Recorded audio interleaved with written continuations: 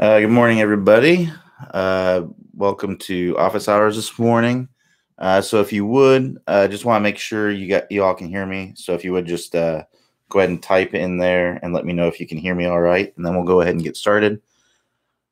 All right. So, Mike just posted a question. We'll get to that. I just want to make sure y'all can hear me first.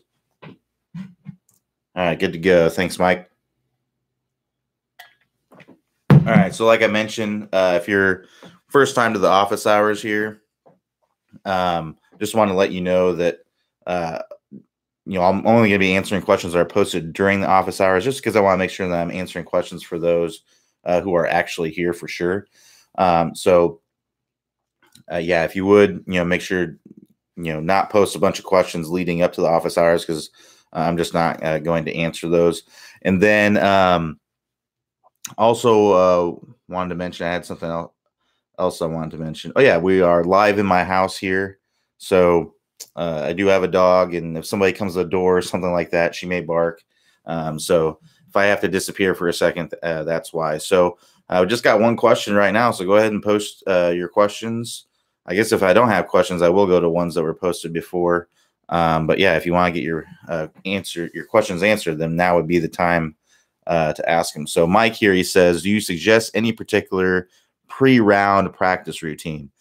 So yeah, basically pre-round, especially if it's for tournament play or anything like that.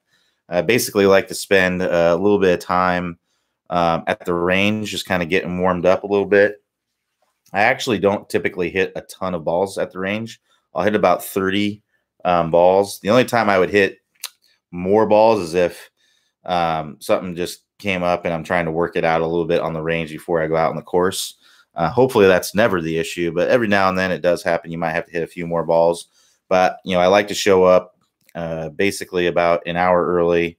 I'll spend 20 minutes or so on the range, and I'll start out with some little wedge shots, and then I'll build up to some longer wedge shots, and then once I get comfortable with that, I'll probably go up to like an 8-iron, hit a couple 8-irons, then I'll go up to probably like a mid-iron, like a 5 or 4-iron, and hit some of those.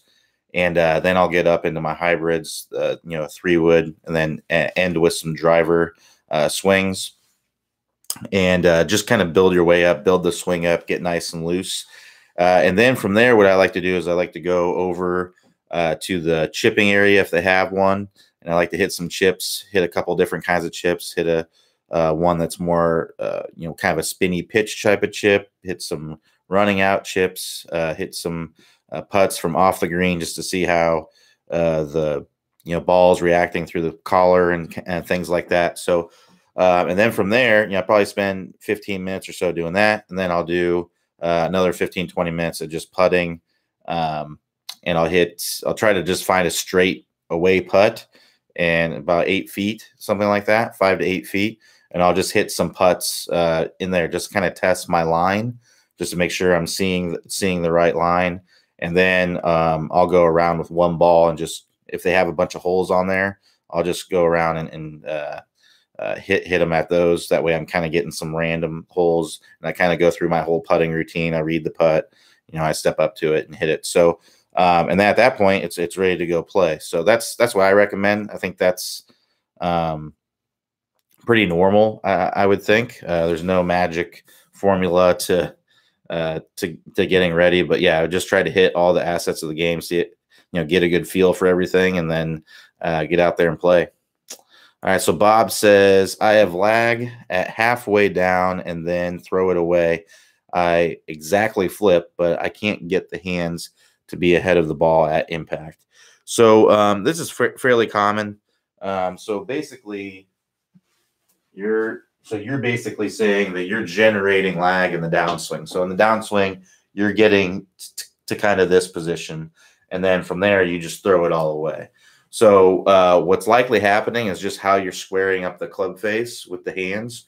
You're used to flipping the hands through to square the club face instead of turning the handle down and getting forward shaft lane and getting the club face to square up that way. So what I'd recommend doing is working on the move So the move is 2 pieces, and it could be partially because you're getting lag and you're coming down steep as well. So it's one of 2 things, and basically they both relate to the move. It could be both of them, but basically you can have lag to this point in the swing, but if that shaft is straight up and down, what's going to happen is you're going to have to stand up to get that club to come back down on plane, and when you stand up, you have to throw that away and release the club early in order to get the club down to the golf ball. So that's one of them. And then the other one is just how your hands are squaring up the face to the golf ball. So right now you may be used to doing that, like I was saying, instead of turning the handle down. So if I have the palm of my hand pointed up to the sky here, and the shaft and the face, you can see the leading edge pointing straight up. If I turn that down, I'm closing the club face. So that's what's going to square up the club face as I'm coming into impact to be able to get forward shaft length. So what I'd recommend doing is going to the move section on the website. If you push you can get I think the best way to get to all the courses on the website is to click, there's a house icon. That's going to take you to the home page. At the top of the page, that house icon, that just takes you straight to the home page. And if you scroll down, you'll see all the courses, and the move is going to be the one that you want to go to. That's going to be most likely the best for getting forward shaft length. So I definitely check that out. All right. So James S says, yesterday my drivers were very good for me. However, 3 times I hit the worst hooks I have ever hit. Help. So James, one thing to keep in mind is that we're not going to hit a perfect drive every single time. So, it's pretty common to have maybe a couple in a round that are even for really, really good players that are going to be bad. But if you're hitting a hook is a result of a club path that is too much into out, and then a face that is close to that path. And it could also be to toe striking. So I'd take a look at your swing, film your swing from face on down the line. And when you're swinging, when you're filming from down the line, make sure that you're set up down your toe line or down your hands. So the easiest way to do that is if you have a camera, most likely the easiest way is just to use your phone. Because most of the phones these days have really good cameras in them. But if you set up the camera to be shooting right down, so I have this pretty close, the camera on here to be shooting right down this club. You can use a alignment stick, a club, whatever you want. And what I would do is I just set up to where your hands are directly above that. So you can see there my hands are directly above that. Your feet will be a couple inches away from it. And that'll get you that perfect area, perfect view to see this. And if you draw a line from the hosel of the club up through the point of your elbow here, and watch how that club comes down. Use it like a swing analysis software like V1. Watch how this club comes down. If you're hooking the ball, that means that you're most likely coming way inside. So the club's coming in way too much inside from in to out, and you're swinging out to the right. This is assuming you're right-handed. You're swinging way too far in to out, and that face is getting closed, and you're snap hooking it. So that could be part of it. And then the next time that you snap hook one, I want you to also think about where you struck the ball on the face. So if you strike the ball out on the toe, that can cause kind of a snap hook sometimes, especially if you're a draw player. You typically hit a looping draw or something like that. It's your normal ball flight. If you strike that ball out on the toe, that's usually going to turn into a snap hook if you hit it way out on the toe. And it's due to something called gearing. So gearing happens when you don't hit the ball in the center of the club face. So if you hit it on the toe, that ball is going to tend to want to crawl toward the center of the face, and that's going to put that hook spin on there. So next time you hit that hook, I would be thinking about where you struck the ball on the club face. Usually if you hit it way out on the toe, you can kind of feel the club twist in your hand a little bit. Or you can go out to the range and use like impact tape or foot powder spray, or you can draw a dot on the golf ball with a Sharpie or a washable marker, and it'll rub off on there. A lot of the drivers these days have, they're kind of darker faces, so it's kind of hard to see those. So foot powder spray works really, really well for that. But I would definitely take a look at that. So if you are coming way too much from the inside, I would go to our section. We have a course on basically stop hooking. I think it's called Never Hook Again. or something like that. And I would take a look at that. And that course is going to be all about getting you to be swinging more down on plane so that you're not getting that occasional hook. If you're having trouble striking it way out on the toe, if you're getting a lot of those shots, the easiest thing for you to do would be just to try and hit the ball more on the heel. Line up as you normally would, try to hit it off the heel. But if you want to work on your awareness of your face, I would recommend doing our ball striking masterclass. If you haven't already, if you had done our ball striking masterclass, just go back and work on some of them face contact drills with the driver and get really, really good at getting the awareness up with the center of the face. But if you haven't, we plan on offering that course, one time probably every month or two, and we send out an email for where you can enroll for it. So be on the lookout for that. I think that should be coming up in the next few weeks or so here. So I'd be definitely on the lookout for an opportunity to join that. All right. So Nelson here says, I seem to be above plane, above shoulder, and on plane below, shallow, and the move better. Sometimes act little steep causes. I'm not really sure if I understand your question. I seem to be above plane, above shoulder, and on plane below, shallow, and the move better. So I can't really put that together and get a question out of that. So I'm not really sure exactly what you're asking. Nelson, would you mind kind of retyping that and so it's a little more understandable? I can't quite understand exactly what you're asking here. So since we don't have any questions here, I'm going to go ahead. I'm going to go before we started and go to some of these questions. So Vincent says, how do I cancel your offer? So if you have a support question, this is where you're going to get your instruction questions answered. But if you have a support question, you'll want to contact our support team. You can just email them at support@topspeedgolf.com, and somebody will be able to help you with that. So, but if you're looking to cancel something, I believe you can do it from your account page on the website. Dan B says, have you guys ever thought about putting together a drill page so you can easily access drills from each session? So we're kind of thinking about doing highlights. Most of the drills and everything are going to be on the website. Basically, what I'm doing on here is I'm answering instruction questions. I don't go too much into doing drills and stuff like that. So what I'll likely do most of the time, if there are drills, I'll refer you to a video on the website where you can get a drill to work on it, because it's just hard to kind of show you exactly, all that here. I'm not able to hit balls or anything like that in here. So if you're looking for drills and that sort of thing, I'll be referencing you to videos. But we are thinking about doing some highlights on here of questions, questions that aren't necessarily addressed on the website and that you can get. You can see an answer on here. We're thinking about doing that, but baby steps. We're just trying to make sure that we're getting these office hours going good, and then once we do that, we'll start building on it and trying to make it better for sure.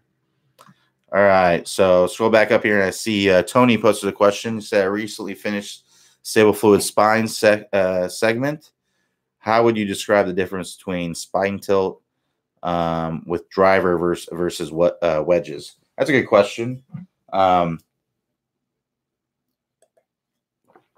if you're looking at from face on with a wedge, basically you want to be 6 to 8 degrees with either one is good. But with the wedge, you can be a little bit more toward the 6 degree side. You still want to be angled away so you can swing from the inside. But since the club is shorter and you're swinging a little bit steeper into it, you can be a little bit more vertical. I mean, with a driver, you can be 10 degrees angled away. If you have a big wide stance, you can be a little bit more angled away to help you get a little bit more upward angle of attack. And then with the wedge, you can be a little bit more vertical to get a little bit more downward angle of attack. But really, anywhere in the 6 to 8 degree range is good. But you can be a little bit more vertical with the wedge and a little bit more angled away with the driver, especially if you're trying to hit more up on it. Now, if you're talking about spine angle from this view, if you're looking from down the line, you're going to be a little, because of the nature of the club, a wedge. I have a wedge in my hand here. Because of the nature of this club, you're going to be bent over a little bit more because it's shorter. And then I have a driver right here. Because it's longer, you're going to be standing a little bit more upright and reaching just a little bit. So it's not much. It's not a huge difference, but there is a little bit of a difference there.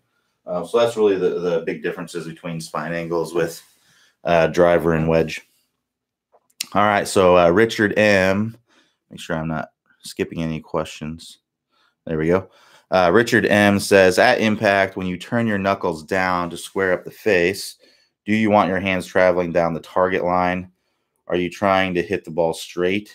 How does swing path affect the release?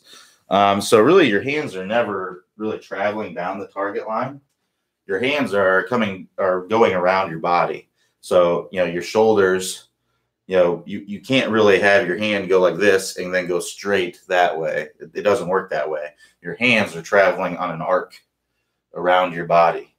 So that's not really, your hands are basically come around. They call it what you turn the corner. So that's kind of happening as your hands are getting about in front of your body. Your hands are coming in from the inside. They're moving to the left. So if you look from this angle, your hands are moving that direction to the out to the right for a right-hander, and then they're turning the corner, and then they're turning to the left. So your hands don't go like this and stay down the target line, right? They're coming from the inside, and then they come in and go from the go back to the inside again. So that's not really what's happening there. So yeah, it depends on the shot shape that you're going for. I mean, if you're trying to hit the ball straight, then yeah, that is that. I mean, if you're going for a straight shot, then that is exactly what you're trying to do. When you're turning the handle down, what that is doing is that's allowing you to get forward shaft lean and a square club face.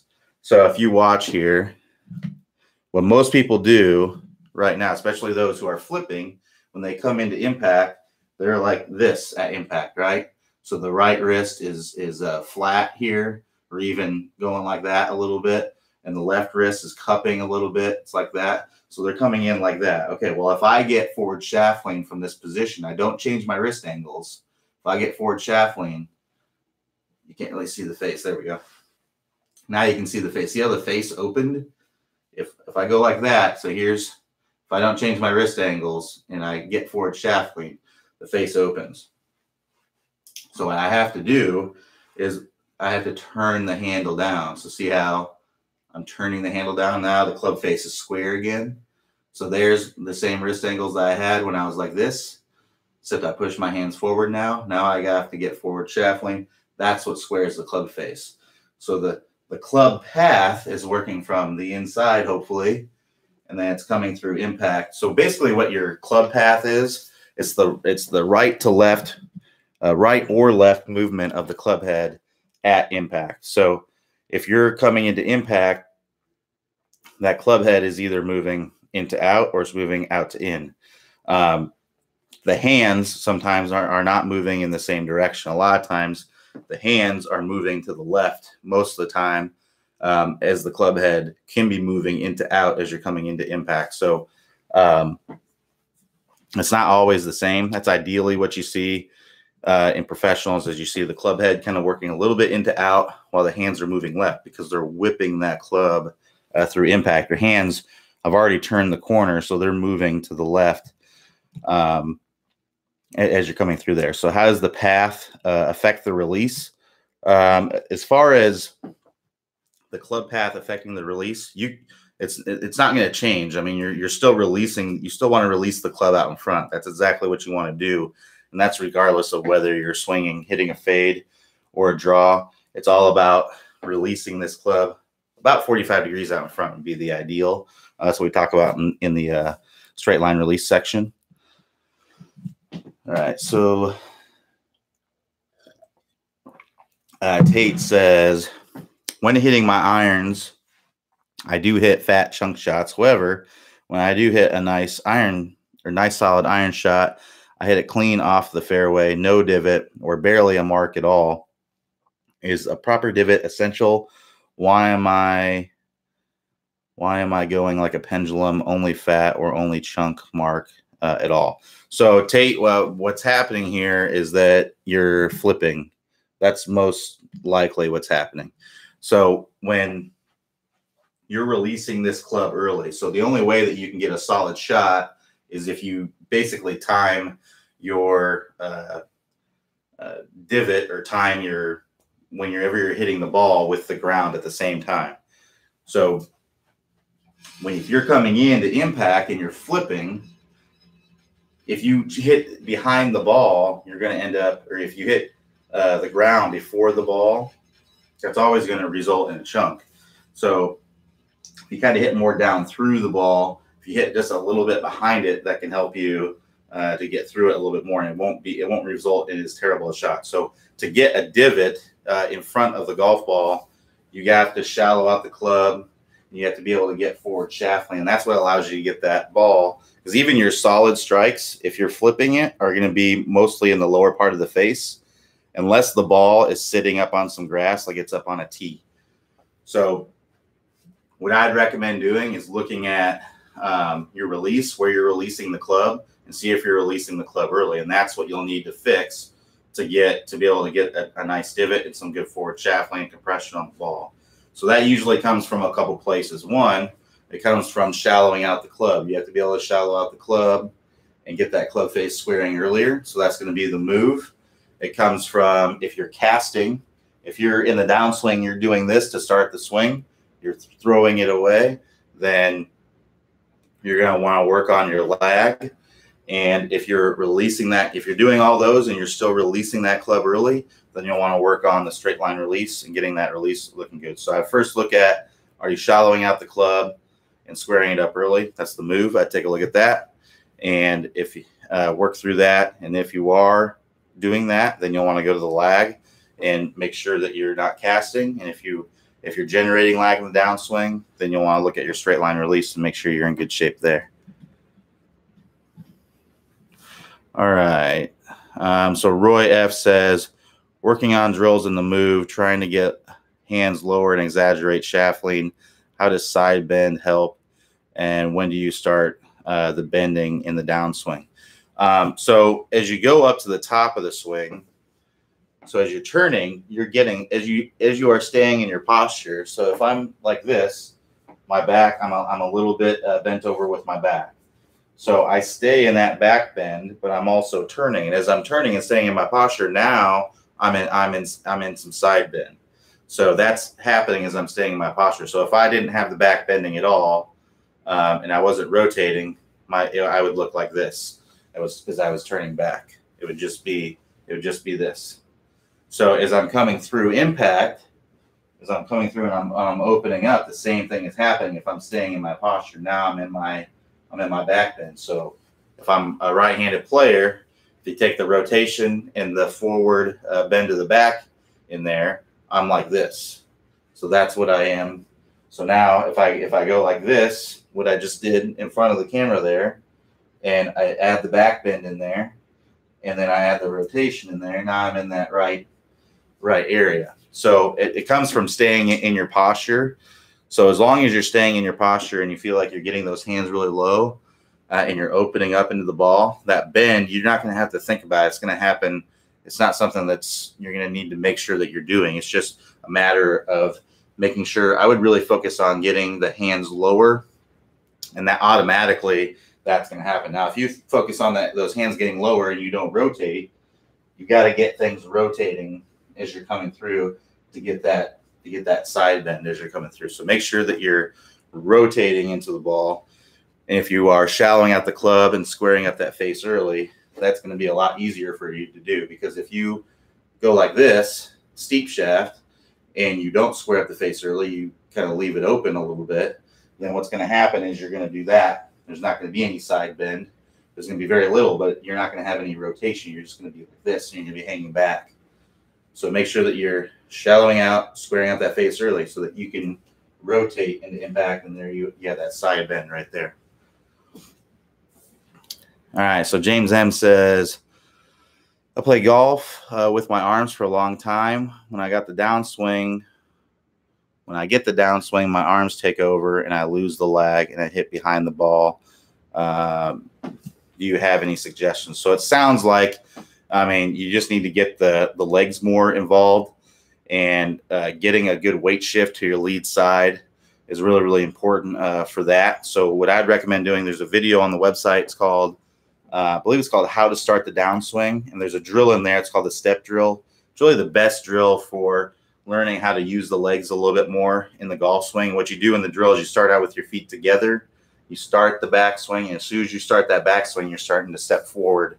And that gets you to load up a little bit more and to get to where you're using the legs. So I'd highly recommend that video. If you just use the search engine on the website, it works really, really well. In the upper right-hand corner of about any page on the website, there's a box that says search this website. Put in downswing in there, click search. I believe it's the third video down. There's some yellow lettering on there that says downswing.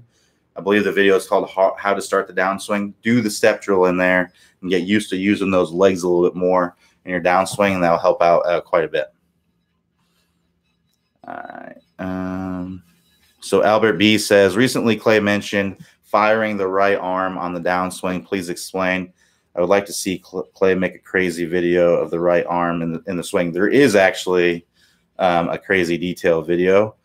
If you go to the vault section, so if you go to the instruction tab and then hover the mouse over there and then go down to vault categories, there's actually a vault category of the crazy detail videos. So you want to check that out.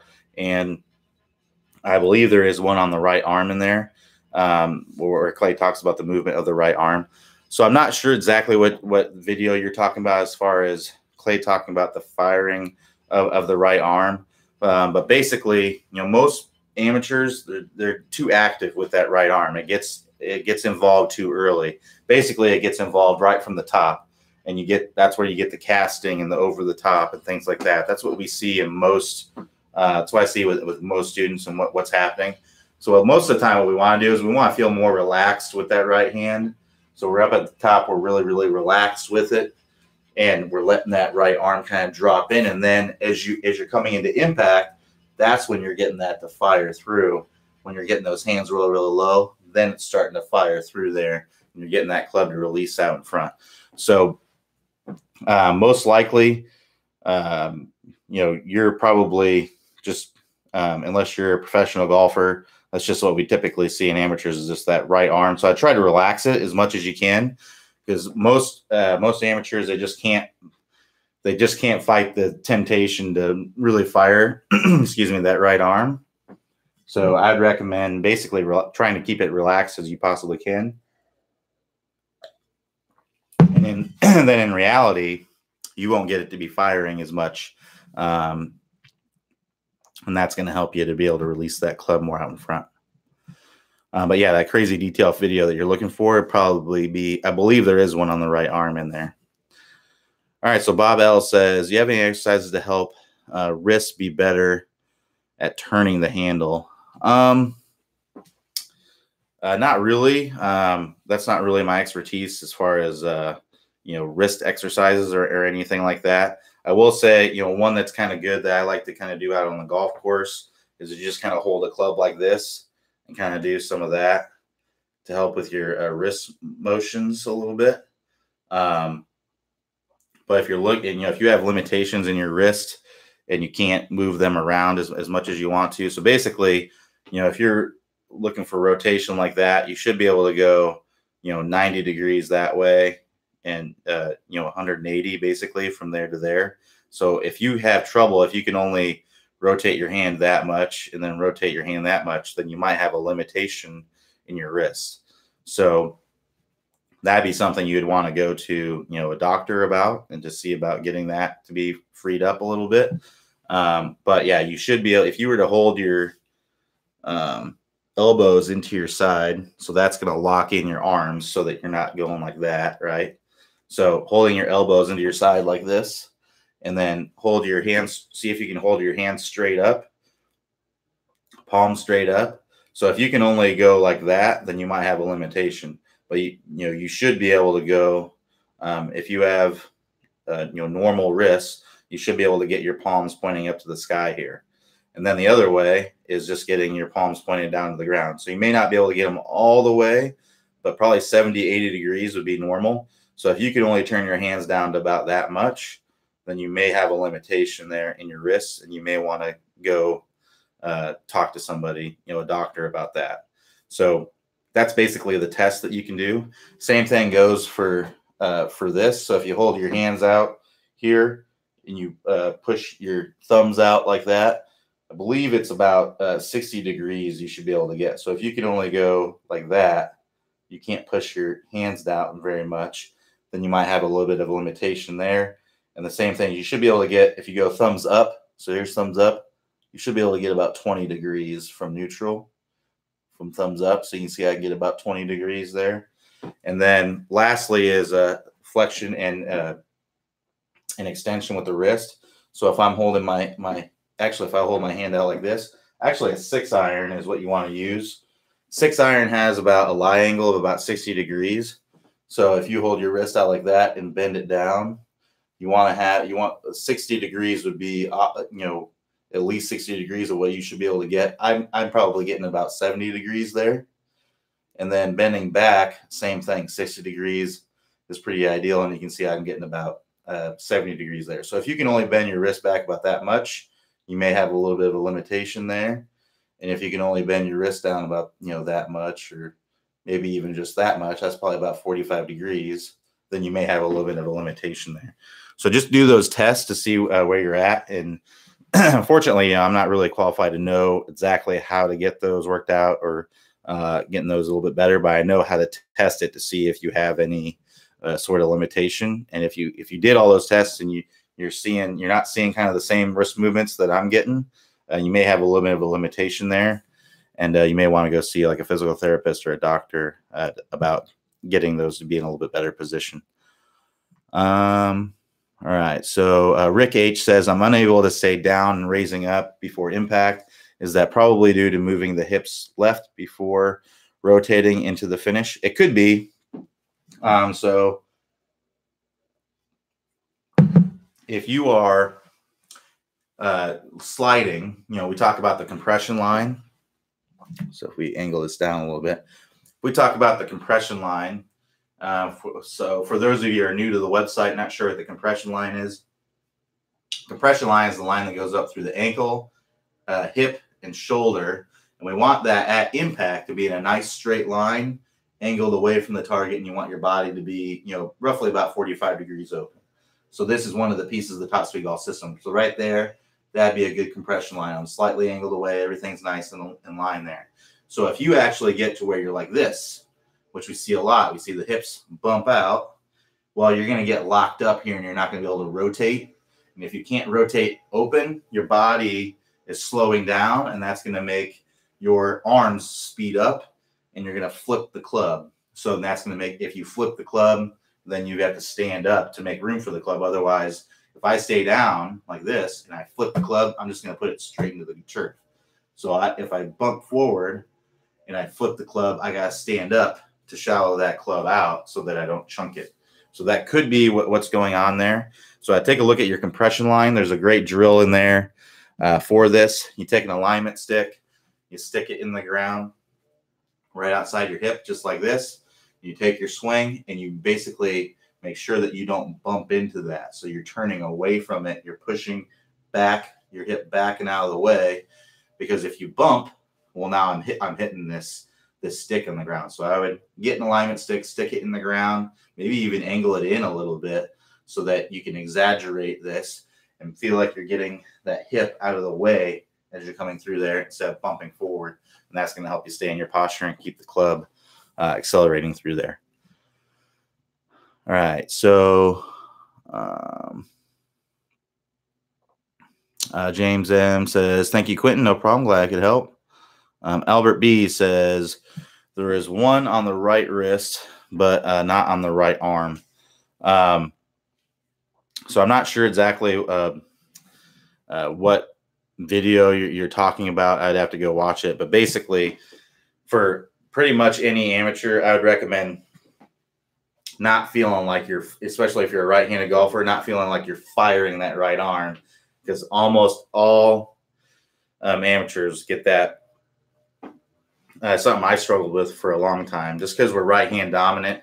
We want to get that so involved because we're so much stronger with our right hand. So I would feel like you're waiting basically until the last second to really fire that. And that's the feeling that I would recommend. All right, so I don't have any questions on here. So if you have a question, go ahead and ask it. I mean, we'll get her answered. I'll go ahead and go back before we started here and answer some of those questions. Then I'll come back to the top and answer those. So let's see here. James F. Says he's been working on his power turn for 2 weeks. Now I initiate the turn with my hips and can rotate. So far, it's difficult to keep my eye on the ball. So this is fairly common. What I see most of the time when people are having trouble keeping their eye on the ball is because as they're turning up to the top, they're getting level with the shoulders. So you see how I got the club here, socket to socket. As they're turning up, they're getting level to the shoulders. Well, now I can't see the golf ball.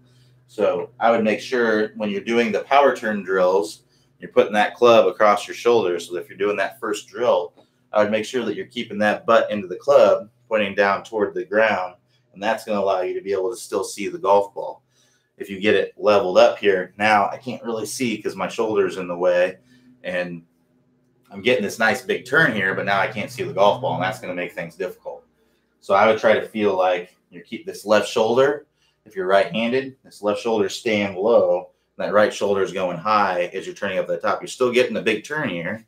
So if you watch here from the face on, I'm still getting the big turn, but I'm staying in my posture and I can see the golf ball very, very easily and be able to get down to it. So just make sure that you're angling that down when you're doing that drill, and that's going to help for sure help you see the golf ball. All right, so let me scroll back up to the top. Looks like we got a couple of questions that came in. All right, so Eric B says, I have a hard time clearing my hips through impact. I tend to slide my hips. While I have done so successfully, I want to change this. Is there anything you would recommend to help with clearing my hips? Like I said, it's going to be that compression line section. You're really going to want to be working through there, because that's if you're sliding the hips, that's from bumping the hips forward. A lot of people, it feels this bumping, it feels like rotating. So you need to get the feeling of that you're just straight up just rotating. There's nothing to your lead side. I want you to feel like as soon as you're getting to that lead side, as soon as you're getting that transfer, that as soon as you're starting to feel pressure in the ground with that lead leg, you're pushing that hip back and out of the way. And that's going to help you. That drill that I was just talking about a minute ago, where you're putting that stick in the ground right outside your foot.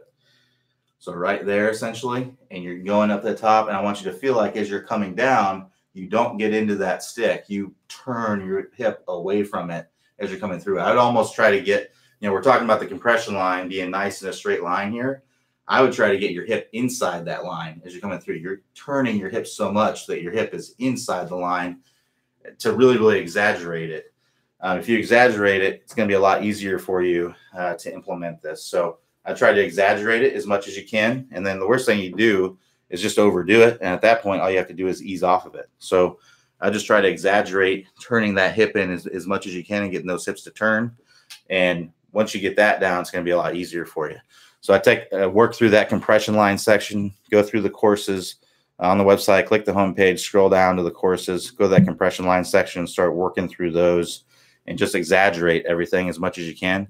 And that will help with your improvement. All right, so Hamilton F says, I'm having trouble keeping my head down long enough. I know that is critical, but I have trouble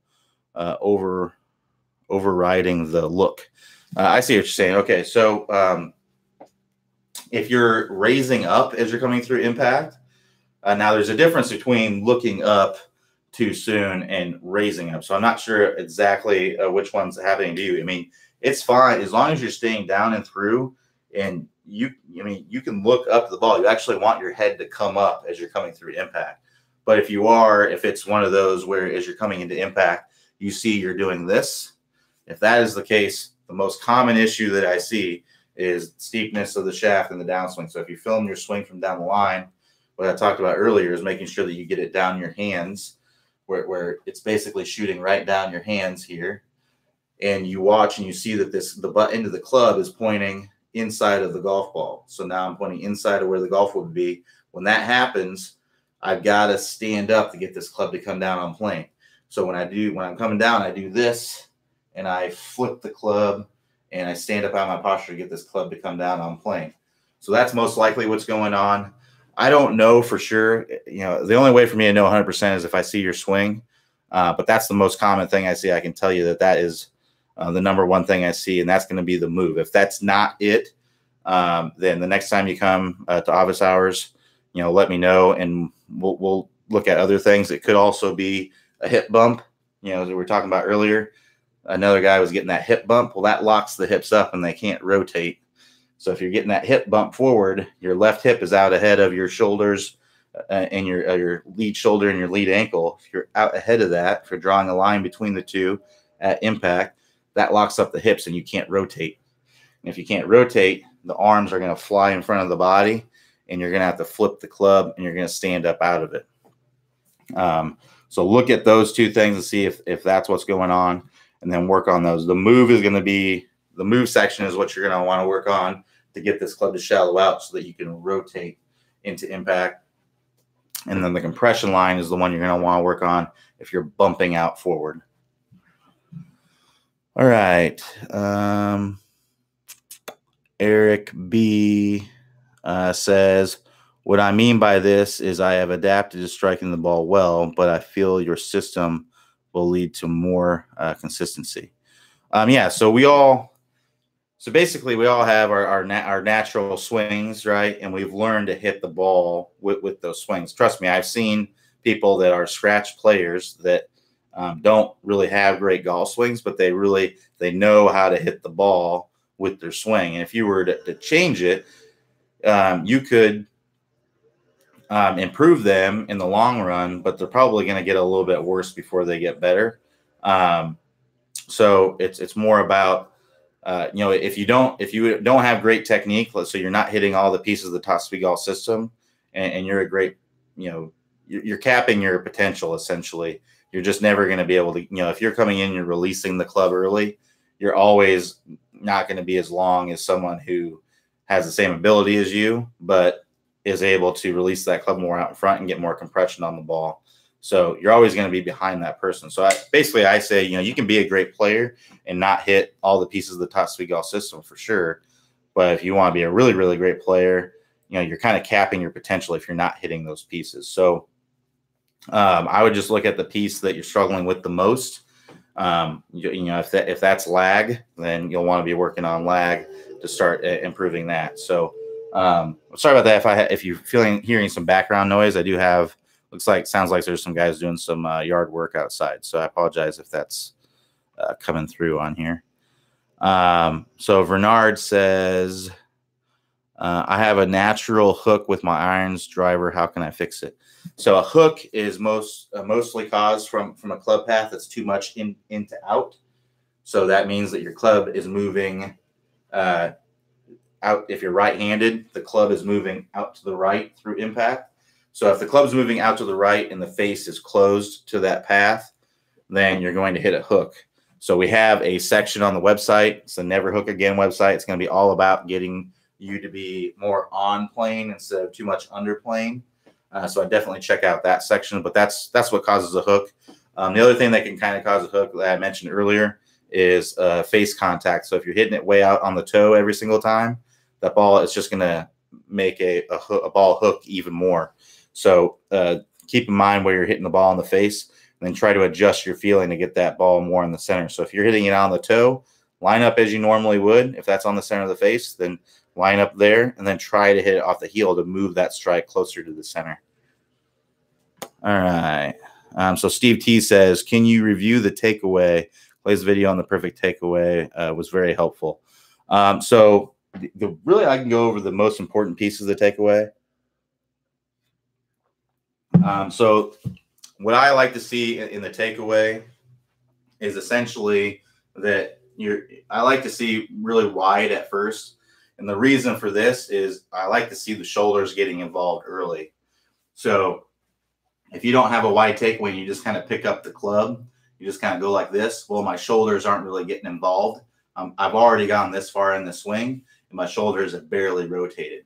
So what I like to see is the shoulders getting involved right away. So now you can see the difference. I brought the club up to about the same level, and look how much more my shoulders have rotated versus before it was just this. So I like to feel the best advice I can give for the takeaway is just to feel like the club, the hands, the shoulders, the arms, it's all one piece as you're going back. That's going to help you get that big turn as you're going back, get those shoulders involved earlier. So that way it just makes it so much easier to get a big turn and to get power. Power is very, very important for golf. So make sure that you're getting those shoulders in there early. That's the best advice I can give on that. Really, if you're doing that, you're going to be in good shape.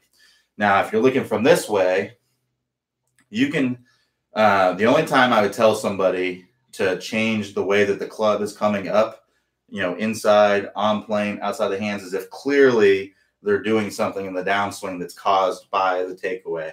So for instance, the reason why you probably hear a lot of the time you don't want to bring that club way inside is because what happens is if you bring the club way inside on the takeaway, a lot of times you're going to get momentum moving in this direction, which is going to make you come over the top. A lot of times you see that.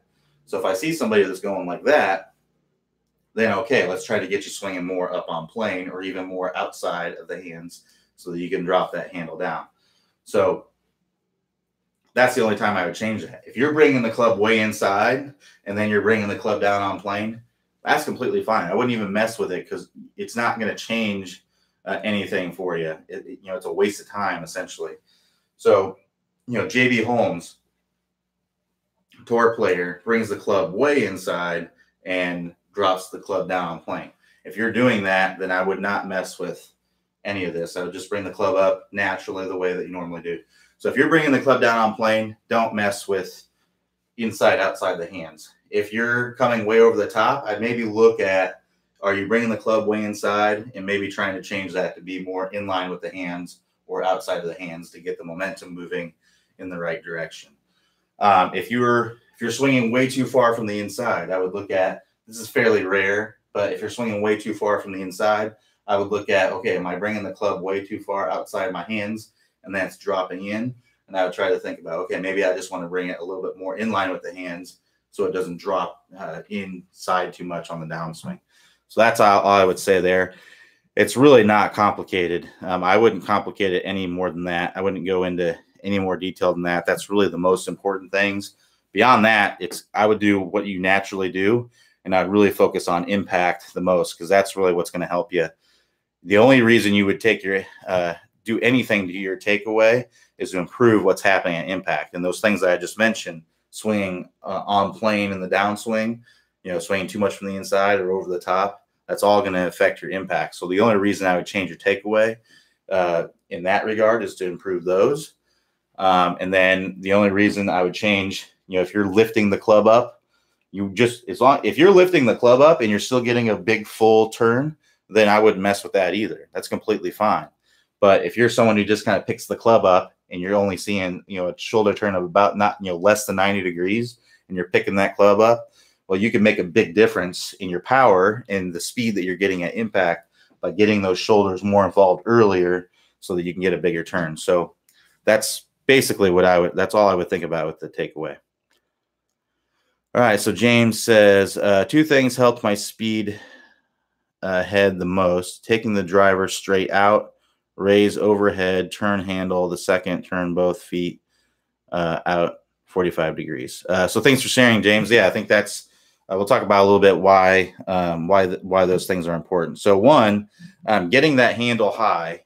So getting the hands high, and that's going to come from getting the shoulders nice and high. Now, we don't want to get the handle high by doing this, standing up. That's not what we want to do. We want to get that handle high by one, lifting the arms up. So lifting, right? And then the other one is turning. So getting a big shoulder turn and getting a nice lifting motion from the hands. That helps you create more speed because now, so let's say I only, just to go in exaggerated form, let's say I only get a 45-degree turn and I don't lift my arms at all. I just get a 45-degree turn and I'm here. So I haven't lifted my arms and I'm just getting about a 45-degree turn. Well, this is all the space I can get all the lag in the world from here, but I don't have much space to accelerate the club and be able to get club head speed. So that's really, really, really important. So that's the difference between having my hands way up here and getting a big turn. So big turn, hands way, way up here. That allows me to have so much more space to accelerate the club. The more space you have, the more time you have to accelerate the club and create club head speed. This is really the biggest difference that I see in club head speed is being able to get a big shoulder turn. It's the number one thing for it. Power turn is very, very important. The other thing is with the feet. So if we look at the feet here, he was talking about turning them 45 degrees out. So I was talking a little bit earlier about the internal rotation of the hips. So when you're turning back, your trail leg is internally rotating. So if I have my feet squared up like this, I can't internally rotate. I have terrible internal rotation of my hips. Some people are way more flexible than I am in the hips for sure.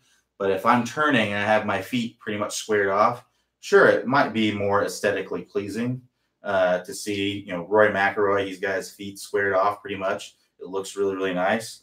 But if you have your feet kind of like this, you're really it's going to be tough to turn in the backswing. Like I can only turn my hips. I'm really forcing it. Now I can only turn my hips like 20 degrees, maybe 30 degrees at most.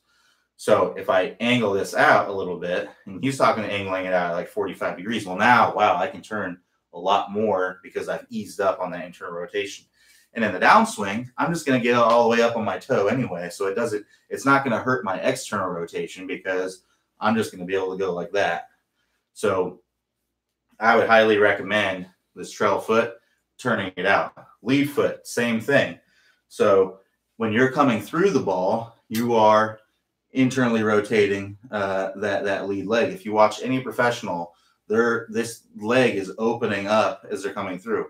A lot of times they're rolling over on it, or it's just opening up completely, or it's coming off the ground. I mean, you look at Patrick Reed. I mean, he's like doing a little jump, and he's like this. Bubba Watson, same thing. You look at Tiger; he's kind of rolling up on it like that.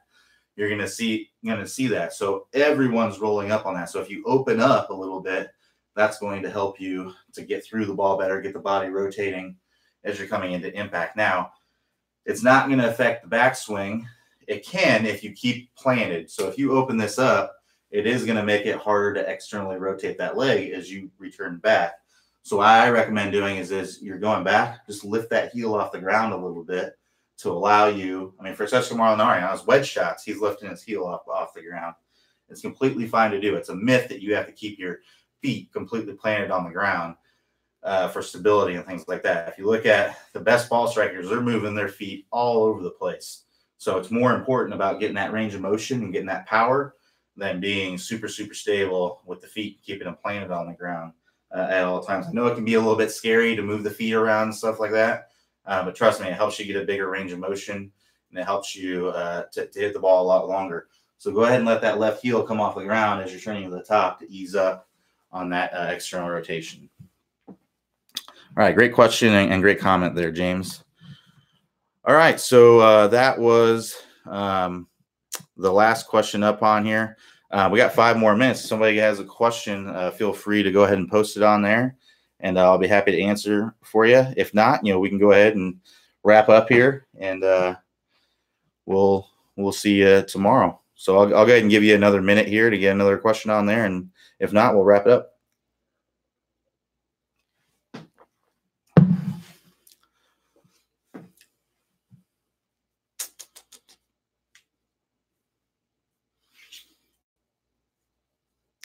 Nobody? Crickets here.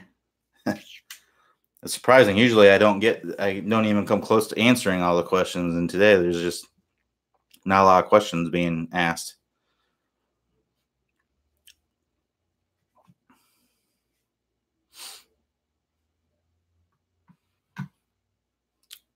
All right. Club brand favorite of yours. Probably going to be a little bit biased here, but I'm going to say Ping. Ping is my favorite. We actually, you're going to start seeing Ping clubs in all the videos. Clay has just become an ambassador for Ping.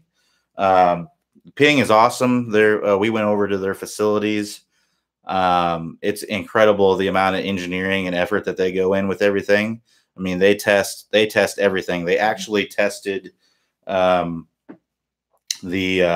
the perfect weight of a head cover was for a driver. They have engineering interns there, and they had them out with leaf blowers blowing head covers across tee boxes to see which one was the best weight and all that kind of stuff. So that's the kind of crazy stuff that they get into engineering wise. So trust me, anything that you get from Ping is engineered to the max. The cool thing about Ping is that they will not come out with a club unless a model of a club unless it outperforms the previous one. In fact, the G400, their previous model driver to the one they have now, the 410, that was one of the best drivers that they came out with in a long time. And it took them a while to come up with to improve upon that design, and they have. They don't make sacrifices for anything. Like, you can get a little bit better in one area, but you have to sacrifice in another area, and they just don't do that. They will not make sacrifices to make gains in other areas. They want to have the best of all worlds. So they won't come out with anything unless it outperforms the previous one. In fact, they have a low spinning version of the new G400 driver that they're coming out with. Ideally they would have released it at the same time, but it wasn't ready. It just wasn't ready yet. I think they're going to try to come out with it in June. I think that's where they're on board with. But ideally they wanted to come out at the same time, but it just wasn't ready. It wasn't testing as well as they wanted it to be.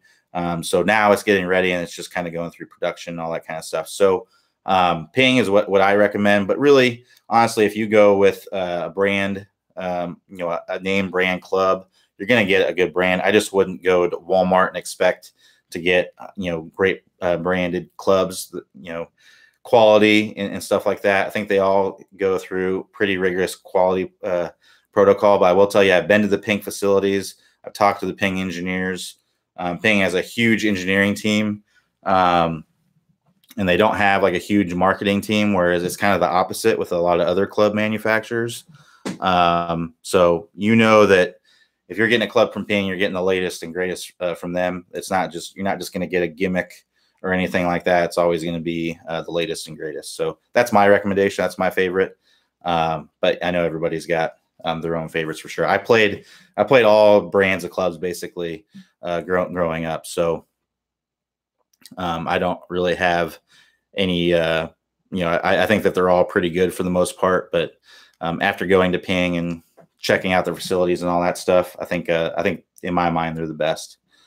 So let me answer a couple more questions here, and then we'll wrap up. I'll end with Mike here about the snowball, but Steve C says it appears in slow-mo that the left arm is locked throughout the swing, except for way after contact. So a lot of people, try to keep that left arm straight throughout the swing. So at address, the left arm, is fairly straight. And then as you go up to the top, it's pretty straight. And then as you're coming into impact, it's straight. And really, it stays straight until about right here, right? And then it starts to bend as you're coming all the way around. So I wouldn't be too focused on that, really, because at address, you don't want it to feel like it's dead straight because you're going to be too tense. So at address, you want to feel fairly relaxed. And then as you go up to the top, I actually have some bend in my left arm. As I start to get up to the top, there's some momentum. I'm actually more kind of in this area. So that's completely fine. There's a lot of guys, Lee Westwood, Jordan Spieth, a lot of guys that have a little bit of a bent arm. Brooks Koepka, bent left arm. All of those guys are, world-class players. There's nothing wrong with having a little bit of a left bent arm at the top of the swing. So it's not something I would really, really focus on trying to keep dead straight. you know, you see Rory McIlroy has just a dead straight arm. Well, that's just something that has been instilled into his, you know, psyche forever, and it's just something that he naturally does. If it's not something that you naturally do, the only thing I would say is if you're going up to the top and you're kind of like this, that's too much, because you're going to end up, when you try to straighten out that arm in the downswing, because naturally in the downswing you're typically going to straighten out that arm. So I'm a little bit bent, but in the downswing I do kind of straighten it out as I'm trying to get as much speed as possible. That just happens naturally for me, and that happens naturally for most people. So I wouldn't be too focused on trying to keep that. But if you're like this at the top, so you're like that, basically 90-degree angle or just way too much bend, then you're going to want to think about keeping that a little bit more straight, because if you have too much bend, you're going to tend to want to cast it. So I try to keep it, if you're really bending at the top, I try to keep it a little bit straighter. And then as you're coming into impact, most people, that left arm is going to be fairly straight. If it's a little bent, or if you're getting a chicken wing as you're coming through impact, that's a different story. So if you're coming into impact and you're getting this action through, that means that you're not rotating your body. A chicken wing is a product of the arms getting out in front of the body. So if we watch me, I'm not going to rotate my hips here. I'm just going to come in. I'm not going to rotate my hips. And that's what happens, is you get the chicken wing. That's where that comes from. So you have to keep the body rotating through impact to get rid of that chicken wing action. But yeah, for the most part, that left arm, there isn't going to be a ton of bend in it throughout the swing until, you know, after the release. But it's not something that I would spend a ton of time on really focusing, unless you're on the extreme where you have a ton of bend in it, or you have a big chicken wing as you're coming into impact, because that just means you're not rotating through. All right, so Mike L, last question I'll take here. It says, Snell, your favorite ball? I would say, yeah. I mean, I play the Snell golf balls. I think they're fantastic. I'm not a big, I haven't tested a ton of golf balls to really know. I will tell you, through college, I played Pro V1 and Pro V1X pretty much all the time. The Snell is, I would say, it's pretty much the same exact golf ball. And I mean, it's 40% cheaper. So, you know, why pay more for the you know, Pro V1 when you can get the Snell ball for a lot cheaper. I will say, you know, just about, you know, people always talk about the other balls, like the Kirkland one. Now, performance-wise, I would say the Kirkland ball, the Costco one, it's really good. I mean, I would say I would compare it to the Titleist Pro V and the Snell. I mean, they're basically same performance, but it's just not, I played it. I had a sleeve of them somebody gave to me, and I played them. They just don't, they're not very durable. Just seemed like they couldn't really take a beating. Like a Snell ball is just really durable. I felt like it was more durable than the Pro V even. I haven't played Pro Vs in a while, so I know they've come out with a new model.